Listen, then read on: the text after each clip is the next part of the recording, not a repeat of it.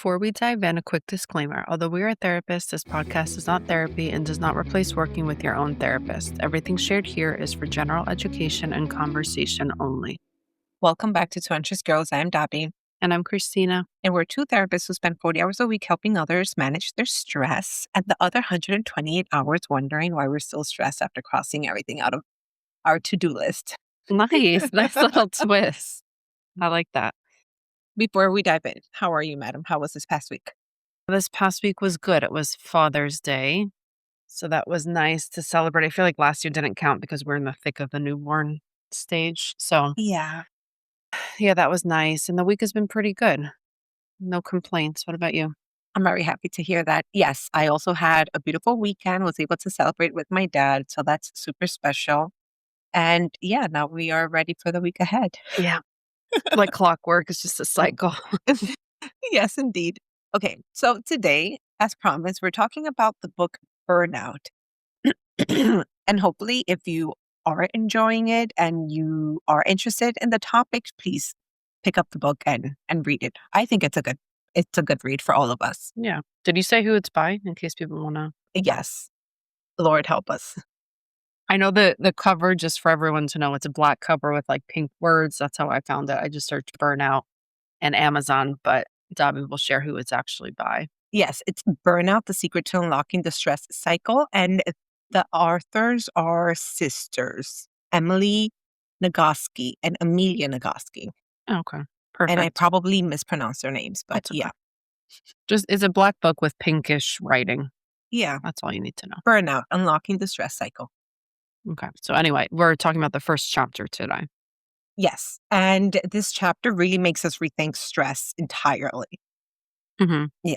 Because most of us do believe that stress will disappear once the stressor has been addressed. Mm-hmm. And that tends not to happen because our bodies do not work that way.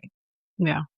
Yeah. So let's go into first the spiraling. And I think in the first chapter, the authors do a really great job of explaining that stressors and stress are different and understanding. They help us understand the distinction and how that might explain why so many anxious people feel exhausted all the time. So the spiraling, the first segment, this is where we talk about the anxious thought loops that feel incredibly true in the moment. So today's spiral sounds a little bit like I solved the problem. Why do I still feel stressed? Or the deadline passed.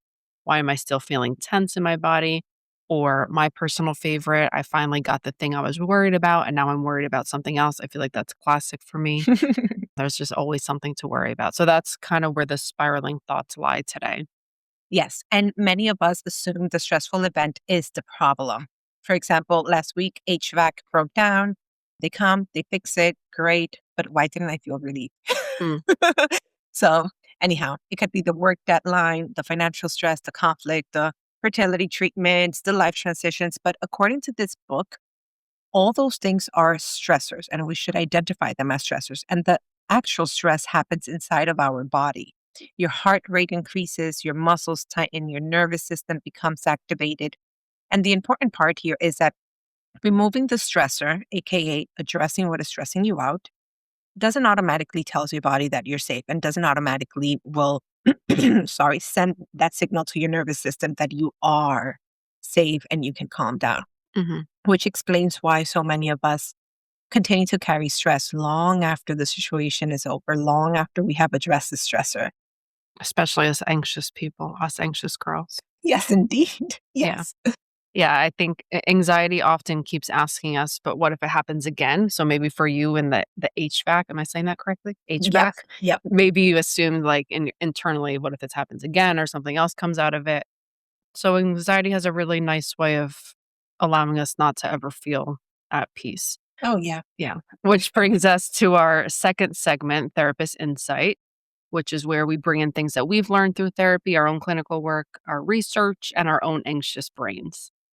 So one of the biggest takeaways that we feel like from chapter 1 is the idea of completing the stress cycle, which means your body needs evidence that the threat has passed. And that evidence isn't always necessarily logical. And this is really important because many anxious people like us try to think their way out of stress. Yeah. We analyze, we problem solve, we research, we prepare, we reassure ourselves. Your ChatGPT. Yep, that too. And while all those things may address the stressor, they don't always address the stress that is living in our bodies. And the book explains that at great details, that our nervous system evolves to respond to threats physically, which means that recovery often needs to happen physically true. And the authors, they discuss several ways that people naturally complete the stress cycle. Mhm. They mention that we are to have a physical response to completing the stress cycle, like movement, laughter, crying, physical affection, rest, breathing, and connection with safe people. Yeah. And so many times in therapy, I know that we see a lot of crying and even laughter when people sometimes that's a defense mechanism, but Mm, crying, I find myself so many people apologize in sessions for crying. And I always tell people, like, I encourage that here. So absolutely. that's a natural way to complete the stress cycle. Yeah, it's a physical release Yeah, I love when we crying. have a good cry. I do That's say true. that it's good to time it. Yeah. Well, the worry time. Yeah, that too. Yeah, I love crying. But Yeah, yeah, all those things I know, again, it might sound woo woo to say just move your body, but there is so much research and science that shows that that truly can help. absolutely. Movement. And Yeah. that's my number one go to. Whenever I feel a bit too anxious or too overwhelmed, or whenever something's going on, I need to move and I feel that instant relief. Okay, not instant, but a couple of Yeah. minutes later. Yeah. And again, did you notice how everything is a physical response to the stress and none of it involves making another to do list? Of course. Never. Yeah. Anyhow, something else that we see clinically is that chronic stress usually turns into anxiety. And that's because our nervous system stops feeling safe. It stays on alert. It continues to scan for issues. It continues to monitor what's going on. It continues to prepare. And eventually people start saying things like, I don't even know what I'm anxious about. And that Mhm. happens a lot. Yeah. That's often the sign of your nervous system being activated for too long. So, one of the most powerful questions from this chapter, again, this is just our opinion, but the question of what have I done today to help my body know it's safe? Mhm. And that's not something that you would obviously ask every day, but it could be helpful. So not what I've accomplished or not asking yourself, what have I fixed? Not asking yourself what you've crossed off your to-do list, but what actually helps my nervous system recover. Because that stress management isn't only about reducing stressors, it's about completing the stress cycles. Yes. And that is all what chapter one is about. Yeah. So we really enjoyed it. We thought it was helpful for us, and we definitely think it could be helpful for anybody else that might feel stressed or anxious or both. Yeah. So you're all welcome to join our book club. And if you like the book, just give it a read. Yeah. And nothing is sponsored here. So we're not putting a link for you to buy it. Just if you think that it's interesting to you, please do so. So with that, let's go into our favorite segment, which are our guilty pleasures and anxiety wins. The part where we celebrate the tiny things that helped us survive the week. Yes. Do you wanna start, Debbie? I would love to start. So my guilty pleasure this past week was rewatching Widow's Bay. Oh, yes, you told me that. Yes, yes, I did tell you offline. So the show didn't click immediately for me, and I just really knew that I had to binge watch it when it was entirely done, when the season was over. So the season was over this past weekend. I binge watched all 10 episodes within 3 days.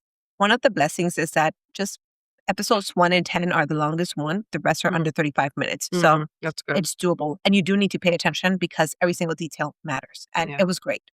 I What love was that. yours? Well, I am gonna start watching Widow's Bay again because I did start it and I didn't love it, so I'll definitely start if you liked it. My guilty pleasure, I binged I Will Find You on Netflix, which I think is, like, got so many, so many, so many views I saw Mm, because it's just so good. So that's I binged that in, like, 2 days, so that was a 2-day guilty pleasure. Yeah, that was fun, and then my anxiety win did you share yours? no, my anxiety win is the same every day, surviving the day. Yeah. I think mine was probably getting outside every day for at least 10 minutes. Yes, that's perfect. Yeah. And I will watch the show that you just mentioned. Yeah, it's so good, Debbie. Yeah, You gotta looking watch it. forward to it.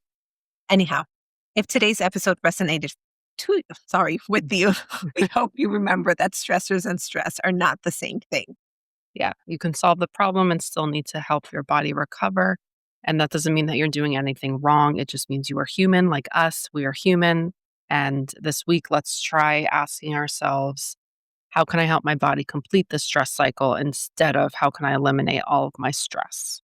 Yes, because by the way, eliminating all our stressors, it's really not Yeah, possible. it's not. Anyhow, thank you so much for spending this part of your day with us. And if you enjoyed this episode, don't forget to rate, review, and follow Two Anxious Girls. We'll see you next week. Bye. Bye.